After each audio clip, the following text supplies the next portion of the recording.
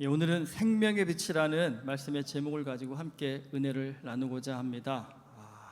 여러분 오늘 본문 말씀 읽으셨습니다. 어떠셨습니까? 저는 솔직히 이 말씀이 굉장히 어렵지 않을까 하는 생각이 들거든요. 그런데 제가 의아했습니다. 30절에 이 말씀이 나왔잖아요. 이 말씀을 하심에 많은 사람이 믿더라. 하나님의 역사가 참 놀랍다는 생각이 듭니다. 우리는 몇 번을 읽고 생각을 해봐도 도대체 무슨 말씀을 하시는지 이해가 안 되는데 어떻게 이 말씀을 하시니까 많은 사람이 믿을 수 있었을까? 여러분 그게 하나님의 역사라는 생각이 많이 듭니다. 사실 성경 말씀은 이것 말고도 굉장히 어렵습니다. 성경 말씀은 사실은 이 땅의 어떤 가치와 생각을 말하는 것이 아닌 하나님 나라의 가치와 생각을 말하는 거기 때문에 이 땅에 속해 살고 있는 우리가 하나님의 말씀을 100% 온전하게 다 이해한다는 건 사실 굉장히 어려운 일이기도 하고 좀 불가능한 일이기도 합니다. 하지만 그럼에도 불구하고 말씀을 사모하고 말씀 가운데 은혜를 간구하는 자에게는요, 하나님께서요 천국의 비밀을 정말 조금씩 대창고 대방출을 하는 것처럼 우리에게 알려주시고 깨닫게 해주십니다. 근데 신기하게도 여러분 그 알려주시고 깨달음 자체가 우리의 마음 가운데 얼마나 큰 기쁨이 되고 힘이 되고 능력이 되는지 모릅니다. 사실 저도 교회를 어머니 뱃속부터 오래 다녔지만 성경 읽는 것이 굉장히 어려웠습니다.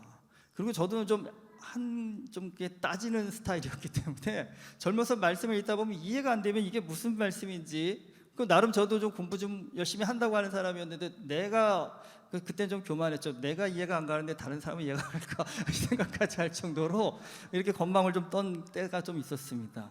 근데 사실 젊어서 읽다가 제가 좀 부딪힌 말씀 중에 하나가 신명기 5장 32절의 말씀입니다. 그런즉 너희 하나님 여호와께서 너희에게 명령하시는 대로 너희는 삼가 행하여 좌로나 우로나 치우치지 말라라는 말씀. 좌로나 우로나 치우치지 말라라는 말씀, 이 말씀이 뭘까? 가만히 생각해보니까 좌파가 되지 말고 우파가 되지 말라는 말씀. 사실 젊어서 그렇게 좀 이해가 했습니다. 근데 이게 아주 틀린 말은 아니더라고요, 여러분. 사실 우리가 살면서 가만히 보면 우리의 성향을 보면 한쪽으로 치우친 생각을 정말 참 많이 갖고 삽니다. 그래서 사실 교회 와서도 정치 얘기하지 말라고 하지 않습니까? 왜냐하면 좌파, 우파가 붙으면 타협이 안 됩니다. 싸움이 날 뿐입니다. 근데 여러분 정치적으로만 좌파, 우파가 있는 것이 아니라 경제적으로도 좌파와 우파가 있습니다. 좌파는 뭐합니까? 분배, 여기에 초점을 두는 사람들이고 우파는 성장, 여기에 초점을 맞추는 사람들입니다. 근데 사실 여러분 역사를 보면 이 둘이요 하나만으로 완전할 수 없다는 것이 역사가 우리에게 증명해주고 있습니다. 그러니까 좌와 우는 새의 양 날개와 같이요 서로 공존할 때 이게 힘을 발휘할 수 있도록 하나님께서 우리를 그렇게 창조하셨습니다. 그렇기 때문에 우리가 내 생각만 맞다라고 고집하기보다는 사실 내 생각의 기초 위에 상대방의 의견을 존중할 수 있는 이 열린 태도를 가져야 발전을 할 수가 있습니다. 여러분 요즘 세계가 인플레이션 때문에 정말 퍼펙트 스톰이라는 경제 위기가 올 거라는 그런 메시지들이 굉장히 많이 나오고 있습니다. 여러분 그런 얘기 아예 안 듣고 살면 모르는데 듣다 보면 여러분 저 마음 가운데도 야 이거 큰일 나는 거 아닌가라는 두려움이 이렇게 엄습해 올 때가 있습니다. 이게 오늘날만 있는 위기는 아닙니다. 아이고, 죄송합니다. 여러분 1920년대에 미국이 경제 대공황을 겪었습니다. 미국의 위기가 전 세계 위기로까지 확장이 됐습니다. 그러니까 실업률이 20% 이상까지 급등을 하고 그래서 노숙자들이 증가하고요. 기업은 기업대로 경제 성장이 멈추니까 상품이 판매되지 않아서 부도가 났고 결국에는요. 기업의 부도가 은행의 파산으로 이어져 가지고 은행에 저금했던 돈이 하루아침에 날아가 버리는 그런 일들이 발생했었습니다. 여러분 사실 경제학적으로 보면요. 인류 역사에서는 사람들에게 필요한 물건들은 언제나요 부족했습니다. 오늘날 같이 우리가 원하는 모든 물품들 마음껏 쓰는 시대가 사실은 정말 최근에나 가능해진 그런 상황들입니다. 그렇기 때문에 상품이라는 것은 언제나 만들면 다 팔린다라는 생각이 지배적이었습니다. 오히려 없어서 못 판다라는 것이 일반적인 경제적인 생각이었습니다. 그래서 여러분 전통적인 경제학에서는요 생산만 하면 판매는 그냥 되는 걸로 생각을 했습니다. 그런데 급속한 산업의 발전으로요 이 수요를 초과하는 공급이 발생하게 됩니다. 사실 미국의 경제 대공황은요, 1차 세계대전 때 유럽이 치열하게 전쟁을 벌인 동안 미국은 완전히 군수 창고 역할을 했지 않습니까? 그러니까 뭐 미국의 공장을 풀 가동을 해도 유럽에서 요구하는 수요를 맞출 수 없는 상황이 되어버렸습니다. 그러다 보니까 공장을 늘리는 상황이 벌었습니다. 그러다 보니까 공급이 엄청나게 확장이 됐는데 전쟁이 끝났습니다. 그러니까 뭐 이전에 주문했던 양만큼 유럽에서 들어올 리가 없겠지요. 그러다 보니까 어떻습니까? 공급은 그대로 있는데 수요는 확 줄어드니까 이게 생산한 물건이 판매가 안 되다 보니까 기업이 부도가 나기 시작했다는 겁니다. 그러니까 이전까지는 생산만 하면 다 판매가 된다라는 이걸 고전학파 경제학이라고 하는데, 이 사람들은 가만히 상상할 수 없었던 일들이 벌어지니까 이거 어떻게 하면 모르겠다라고 정말 그 유명한 경제학자들이 전전긍긍하는 시대였습니다. 근데 여러분, 이때 등장한 유명한 경제학자가 케언즈라는 분입니다. 그러니까 경제학의 케언즈 학파를 만든 분입니다. 그러니까 전통적인 경제학자들은 어떤 생각을 하면 정부는 절대 적자를 보면 안 되고 시장 개입을 최소화해야 한다라는 것이 일반적인 고전학파 경제학자들의 주장이었는데, 이 케언즈는요, 생각을 달리해야 된다는 겁니다. 시장이 위기 상황에 처하면 정부가 적자 재정을 감수하고라도 적극적으로 수요를 창출해야 된다는 겁니다. 그래서 미국 정부가 이 주장을 받아들여서 그 유명한 뉴딜 정책을 펴니다. 댐, 도로, 항만 등 사회 간접 자본 건설에 정부가 엄청난 투자를 하고 수많은 일자리를 창출합니다. 실업자였던 사람들이 근로자가 되어서 소득을 벌게 되니까 소비가 늘어나기 시작해서 결국은 미국이 그 대공황의 위기를 벗어나게 되었다고 합니다. 여러분, 이 이야기를 왜 말씀드리냐면, 이 한쪽으로 치우쳤던 생각을 여러분 조금만 바꾸니까요, 해결할 수 없을 것 같았던 엄청난 국가적 재앙이 해결이 되었다라는 겁니다. 여러분, 이걸 우리 인생에 한번 적용해 보시면 어떨까요? 그러니까 목사니까 여러분 참 어려운 가운데 있는 분들을 많이 만나게 됩니다. 그러니까 어떻게 하면 그 문제를 해결해 드릴 수 있을까, 해결할 수 있을까라고 많이 같이 기도도 하고 고민을 합니다.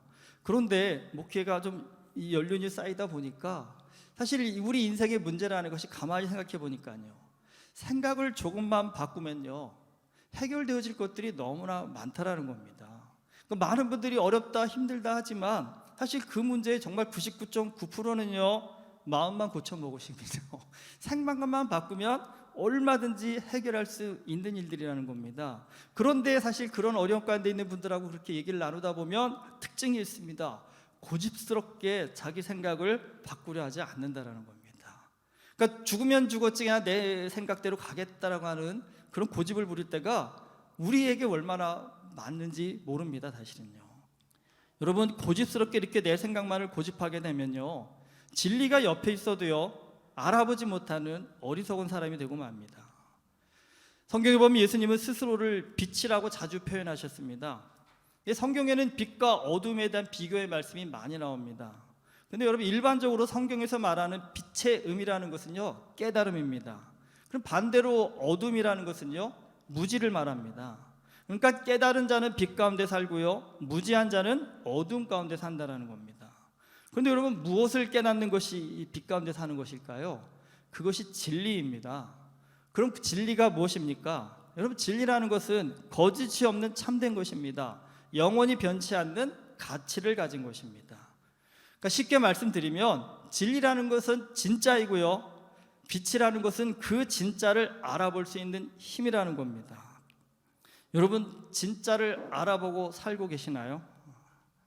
정말 인생에서 이게 진짜다라고 생각하는 그것, 여러분 그것이 정말 진짜라고 확신하고 살고 계십니까? 오늘 주보에 언더우드 선교사의 기도문을 실어드렸습니다. 보셨나요? 주보 좀 잘 봐주세요. 저 나름 매주 그래도 신경 써서 올리고 있는데 안 보시면 좀 저는 서운할 수 있습니다. 언더우드 선교사가 누구시냐면, 이분이 1885년 4월 5일에 아펜젤러 선교사와 함께 한국에 온 첫 번째 개신교 선교사입니다. 이 언더우드는요 미국에서 의학 교육도 받은 유능한 교육자였습니다. 특히 우리 물리화학을 잘 가르치는 사이언스 선생님이셨습니다. 그런데 그런 그가 당시 고통받던 조선 사람들에 대한 소식을 듣고는 선교사로 헌신해서 조선에 옵니다. 하지만 여러분, 당시 서양 사람들을 보면 조선 사람들이 뭐라고 했냐면 서양 귀신, 양귀자라고 하면서 돌 던지고 배척을 했습니다. 사실 왜 이런 일을 했냐면 그들이 왜 왔는지 궁금할 거 아니에요. 그러면 뭐라고 했냐면 선교사들이 우리는 당신들을 섬기러 왔다라고 그렇게 얘기합니다. 근데 여러분, 조선 사람들은요, 살면서 이제까지 역사적으로 나 먹고 살기 바쁜 세상에서 남을 위해 희생하고 헌신하는 사람들을 본 적이 없었습니다. 여러분, 사실 불교가 한국에 수천 년의 역사를 갖고 있고 유교도 그 못지않은 역사를 갖고 있지만, 여러분, 그 불교가 시작되었던 인도에서, 그 유교가 시작되었던 중국에서 정말 조선 땅에 가난하고 힘든 영혼들을 돕기 위해서 누군가 와가지고 섬겼다라는 걸 역사 시간에 배운 적 있으신가요? 없습니다, 사실은요. 그러니까 조선 사람들에게는 이것은 상상할 수 없는다는 겁니다. 어렵고 힘든 나를 돕기 위해서 누군가가 정말 이 어려운 환경 가운데 일부러 와? 무슨 생각이 들었을까요? 저게 뭔가 꿍꿍이가 있어서 저럴 거라는 겁니다. 뭔가 꿍꿍이가 있으니까 저렇게 오지. 그러니까 속된 말로 미쳤다고 왜 저 사람들이 여기까지 와서 저렇게 고생을 하느냐라는 그런 일들이 조선인들 아래 굉장히 회자되었다고 합니다. 그러니까 자기들끼리 모여 또 고민합니다. 그럼 무슨 꿍꿍이가 있을까? 뭐 하려고 왔을까? 근데 아무리 봐도요, 뭐 조선 사람들이 그 당시에 뭐 돈 많은 부자들도 아니었고 다 정말 지지리궁사로 가난하게 살고 있는데 자기들이 봐도 우리한테 와서 빼먹을 게 없는 겁니다. 돈을 뺏어갈 것도 없고 뭐 우리한테 뭐 큰 권력이 있어서 우리한테 빌붙는다고 뭐 덕이 도움이 될 것도 아니고, 도대체 그러면 저희들이 뭐 하려고 왔을까? 이런 때 이제 이 귀신 같은 영혼들이 동원이 되는 겁니다. 저 서양 귀신이라고 하잖아요. 서양 귀신들이 자신들의 영혼을 홀려서 뺏어가려고 한다라고, 여러분, 그런 소문이 퍼지기 시작했습니다. 그래서 사실 서양 선교사들이 가까이만 가면 사람들이 돌 던지면서 저리 가라고 막 그렇게 난리를 쳤던 겁니다. 여러분, 선교사들이 보기에 사실 이런 사람들의 모습은요, 정말 답답함을 넘어서요, 우라통이 터지는 수준이었습니다. 사실 병으로 고통받는 사람들, 이 당시에 대부분 병은 뭐냐면 오염된 물을 먹어서 나는 배탈이나 설사했습니다. 그래서 선교사들이 그게 안타까워서 약을 줍니다. 그러면 그 약을 먹어야 될 거 아니에요. 그 뭐라고 합니까? 이거 여기에 뭐 서양 저 귀신들이 뭐 독을 탔을지도 모른다면서 그 귀한 약을 그냥 갖다 버리는 사람들이 수두룩했다라고 합니다. 그리고 아파가지고 병원에 와가지고 죽겠다고 해서 대부분 의사 선교사들이 많았기 때문에 진료를 하려면 어떻게 해야 됩니까? 아주 몸을 좀 만져봐야 될 거 아닙니까? 배가 아프다면 배를 좀 눌러봐야 되고, 가슴이 아프면 가슴을 눌러야 되는데 뭐라고 합니까? 의사가 몸을 만지려고만 하면 양귀자가 내 혼 뺏어가려고 한다면서 욕을 하면서 난리를 쳤다고 합니다. 그것뿐만 아닙니다, 여러분. 이 서양 온 선교사들은 당대 최고의 정말 지식인들이었습니다. 정말 교수, 의사들이었습니다. 그러니까 당연히 와가지고 조선 사람들한테 지금 정말 지구상에서 제일 최고의 학문, 최신식의 학문을 가르쳐주겠다고 학교를 열고 오라고 하는데 안 옵니다. 못 가겠다고 합니다. 심지어는 여러분, 이화여대 아시잖아요? 한국의 명문 학교요. 그 이화여대도 처음에는 오라고 했는데 신입생이 없어가지고요. 네. 어느 양반집 첩이 다 안 온다고 해갖고 그 첩이 처음으로 등록을 해서 시작이 되었다고 합니다. 뭐 연세대학교는 안 그럴까요? 거기도 마찬가지였습니다. 아무도 학교 올라고 하지 않아가지고 지금은 정말 머리를 싸매고 들어가고 싶어도 못 들어가는 그 학교가 그 당시에는요, 가서 나 학교 다니고 싶사 하면 어서 오십시오 하는 그런 시대였다라고 합니다. 여러분, 얼마나 답답했을까 생각이 듭니다. 선교사님들 보게요. 얼마나 안타까웠을까라는 생각이 듭니다. 오늘 언더우드 선교사가 너무 안타까워서 이런 기도문을 작성한 겁니다. 그런데 여러분, 그래도 참 감사한 건 언더우드 선교사가 포기하지 않고 하나님께서 일하실 것을 기대하며 끝까지 믿음을 붙잡았다는 겁니다. 네, 여러분, 잘 생각 좀 해보십시오. 우리 조상들이었던 조선 사람들만 이렇게 살았을까요? 오늘 우리도 한번 깊이 생각해 보면 어쩌면 우리도요, 진짜인 것은 별로 신경을 안 쓰고 별것도 아닌 가짜에 목숨을 걸고 사는 것은 아닐까라는 그런 좀 생각들을 많이 가져봅니다. 그 당시하고는 좀 뭐 외형적인 모습만 좀 바뀌었을 뿐이지, 여러분, 진짜 오늘 우리가 목숨 걸고 사는 것들, 그것이 하나님 앞에서 정말 진정한 가치인지를 한 번쯤은 좀 우리도 되새겨 봐야 되지 않을까 하는 생각이 듭니다. 지금 바리새인들은요, 예수님이 메시아, 즉 그리스도가 아니라고 계속적으로 시비를 겁니다. 그들은 뭐라고 시비를 거냐면 예수님이 그리스도라고 한다면 증인이 필요하다는 겁니다. 그런데 예수님께는 그런 증인이 없다라는 겁니다. 그러면서 율법을 들먹입니다. 여러분, 신명기 19장 15절에서는요 2명 내지 3명의 증인이 동일하게 증언을 해야 진실로 인정할 수 있다라고 그렇게 말하고 있습니다. 근데 이 율법의 이 규정은요 누구한테 유리하냐면 바리새인들에게 아주 유리합니다. 왜냐하면 여러분, 바리새인들은요 돈을 주고 거짓 증언할 수 있는 사람을 얼마든지 모을 수 있는 사람들이었기 때문입니다. 실제로 그들은요 그렇게 자기 마음에 안 드는 사람들을 거짓 증인을 세워가지고 처벌하는 그런 일들을 마다하지 않는 그런 사람들이었습니다. 그리고 반대로 바리새인들은요 바른 증언을 하려고 하는 사람이 있으면 그 사람을 겁주어가지고 증언을 못하게 만들기도 했다는 겁니다. 이건 분명히 율법을 어기는 범죄입니다. 그럼에도 불구하고 바리새인들은 이런 범죄를 아무렇지도 않게 저지를 수 있는 사람이었습니다.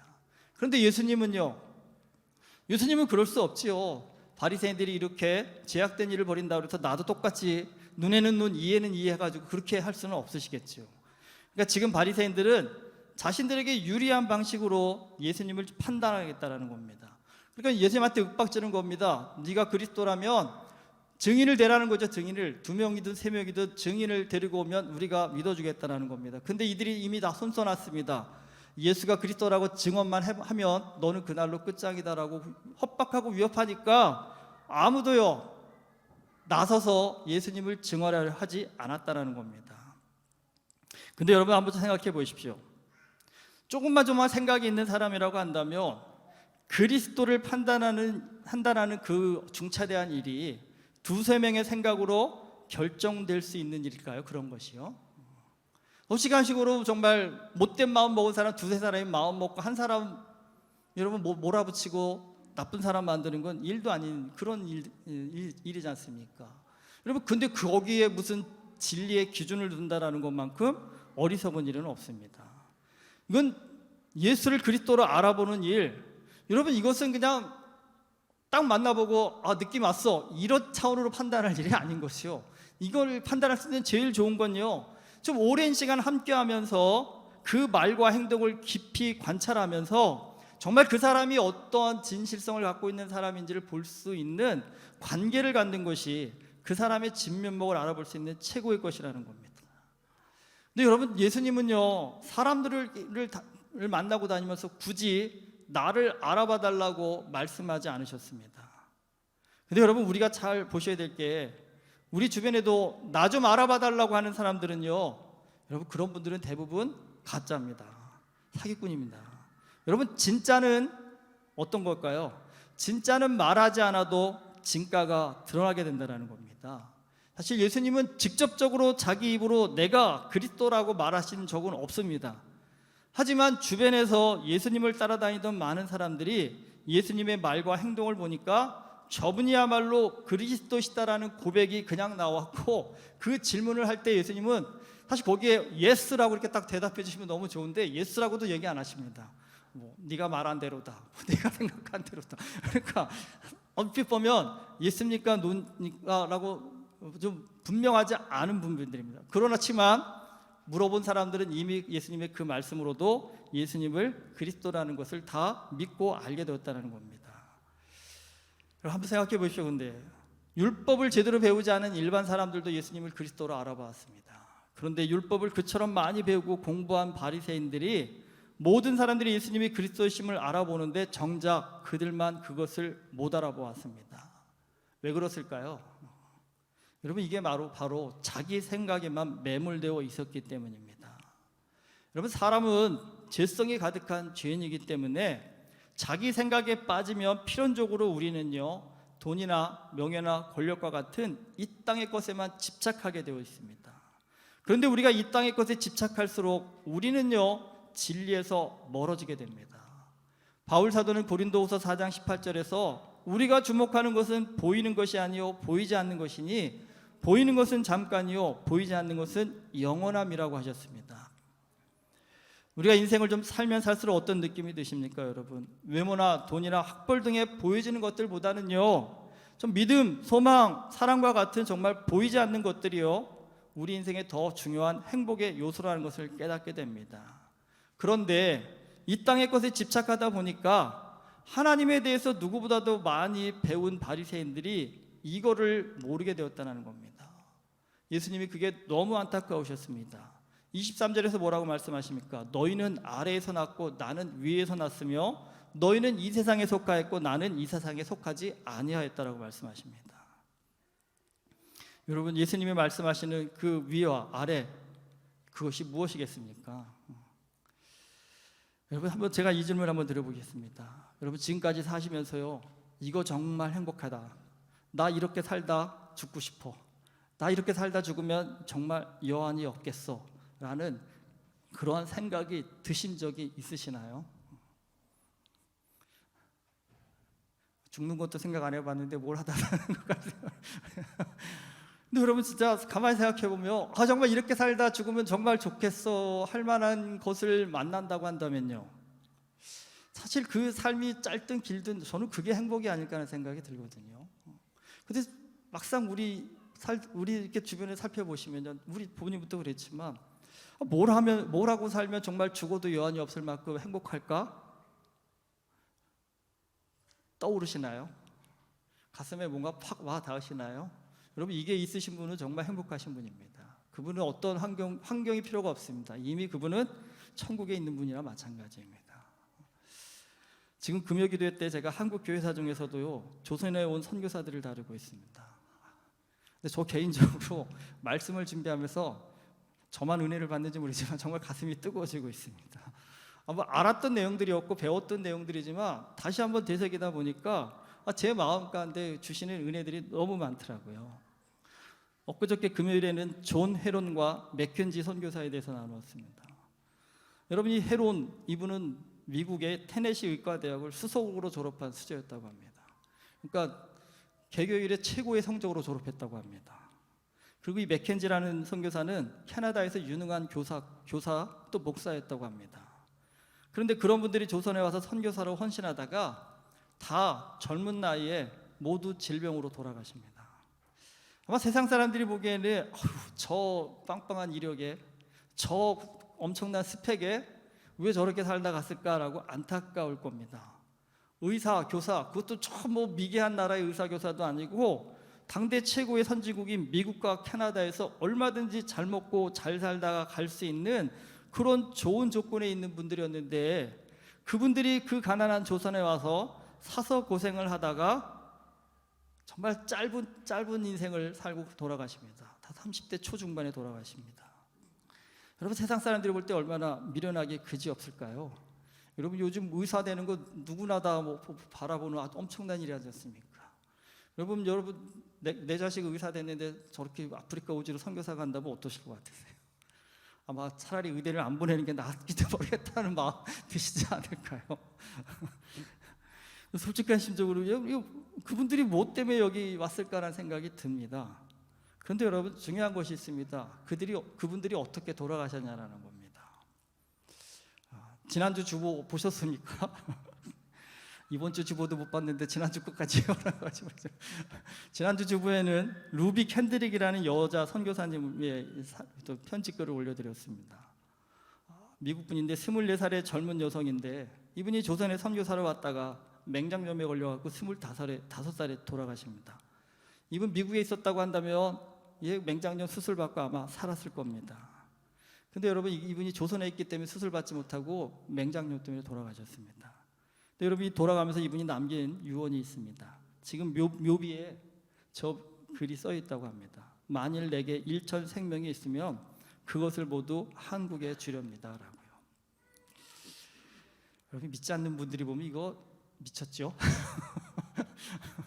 저렇게 꽃다운 나이에 조선에 와서 1년밖에 살다가 못 살고 죽으면서 어떻게 이런 말을 남길 수 있을까, 이 생각 여러분 안 드세요? 솔직히 젊은 나이에 신학 공부하면서 이런 분들 얘기 들을 때마다 저도 좀 공감이 안 됐습니다. 그리고 좀 겁도 났습니다. 저도 이제 목회 얘기를 가겠다고 하는데 나를 또 저렇게 살다 가야 되나? 그때는 저게 무서움으로 다가오더라고요. 나는 저렇게까지는 못 살 것 같은데, 여러분, 나이 먹는 게 꼭 나쁜 거는 아니더라고요. 나이 먹으니까 좀 철이 들어서 그러고 세상을 봐서 그런지 모르지만 이제는 저 삶이 정말 좀 부럽습니다.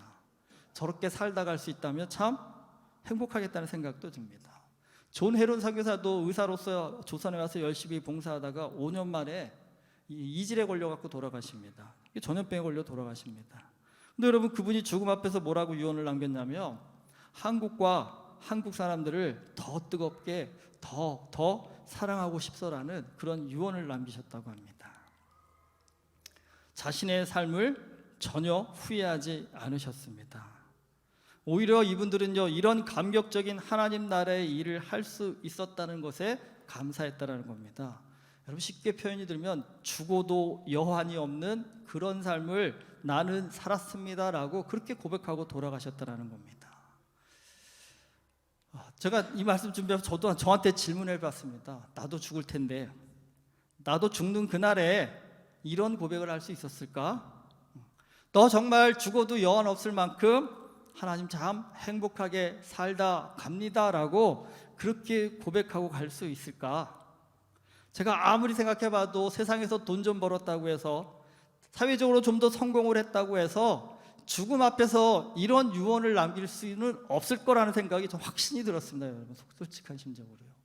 여러분도 정말 돈 많이 벌었다고 해서 정말 돌아가실 때 나 죽어도 여한이 없습니다라고 그렇게 고백하시는 부자 보셨어요?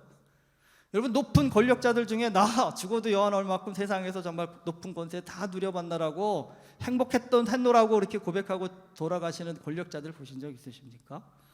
근데 여러분, 어쩌면 인생에서 가장 밑바닥을 살고 가장 고통을 받았던 저 선교사님들은 도대체 어떠한 인생을 살았길래 자신의 생명까지 앗아간 그 조선의 열악한 삶 환경을 탓하지 않고 오히려요, 그들에게 내게 1,000개의 생명이 있다면 그들에게 주고 싶다라고, 아니면 한국 사람을 더 사랑하고 싶다라고 이렇게 고백할 수 있을까? 저 혼자 정말 한참을 고민해 봤습니다. 무슨 마음이길래, 어떤 느낌이길래 그럴까? 솔직히 제가 100%는 아니지만 저도 느끼는 게, 목회하면서 저한테 제일 행복한 순간이 어디입니까? 라고 저한테 물어보신다면 저는 두 번 생각도 안 하고 생각합니다. 여러분들과 함께 선교지에 갔을 때가 저는 제일 행복합니다. 캄보디아를 가고 중국을 가고 셔복을 가서 여러분들과 함께 땀을 흘리고 수고할 때, 여러분 정말 세상에서는 정말 맛보지 못했던 그런 기쁨과 행복을 저는 정말 맛보았습니다. 여러분, 제가 기대하는 삶, 제가 하나님 앞에 기도하는 삶 그겁니다. 하나님, 이렇게 선교하다가 어느 날 정말 선교지에서 죽어서 장사 지었으면 좋겠다는 생각이 듭니다. 여러분, 그렇게 우리 아름다운 믿음의 선교 공동체를 이루어서 은혜교회 모든 성도들이 정말 아름다운 선교의 삶을 함께 꿈꾸다가 그렇게 한 분씩 떠나보내면 행복하지 않을까요? 물론 병원에 가서 돌아가시는 것도 좋은 일이긴 하겠지만, 여러분, 우리 같이 선교제에 갔다가, 죄송합니다, 우리 이광영 장로님이 그래도 나이가 있으니까 먼저 돌아가셨어요. 그 이광현 장로님 우리 멋지게 장례 치러드리고 아름다운 하나님의 사람 이 땅에 잠들었습니다라고 우리가 함께 기도하고 축복하고 여러분 돌아올 수 있다고 한다면, 여러분, 그 정말 하늘의 미랄이 땅에 떨어져 썩어지는 그런 아름다운 고귀한, 정말 우리 마음 가운데 세상에서 줄 수 없는 고귀한 은혜와 느낌들이 가득 차 있지 않을까라는 생각이 들거든요. 여러분, 교회 안에서 다른 거 꿈꾸지 마시고 한번 우리 이것도 한번, 이런 얘기하면 좀 그렇겠지만 나 어떻게 죽을지 한번 좀 고민해 보시면 어떨까요? 나 어떻게 살다가 죽을래? 이거 한번 좀 고민해 보시면 어떨까요? 여러분, 진짜 죽도록 세상에서 정말 일만 하다가 돈만 벌다가 그렇게 죽는다 한다면, 여러분, 죽는 그 순간에 얼마나 회한이 남을까요? 아유, 맛있는 것도 못 먹고 놀러도 못 가고 왜 내가 이렇게 살다 갈까라는 후회와 한탄이 있지 않을까요? 근데 여러분, 인생은 다른 거 없더라고요. 사랑에 목맨 자, 사랑에 힘쓰는 자는요, 여러분, 세상에서 정말 사랑만큼 우리의 마음을 채워주고 우리의 마음에 감동을 주고 감격을 주고 은혜를 줄 수 있는 힘은 없습니다.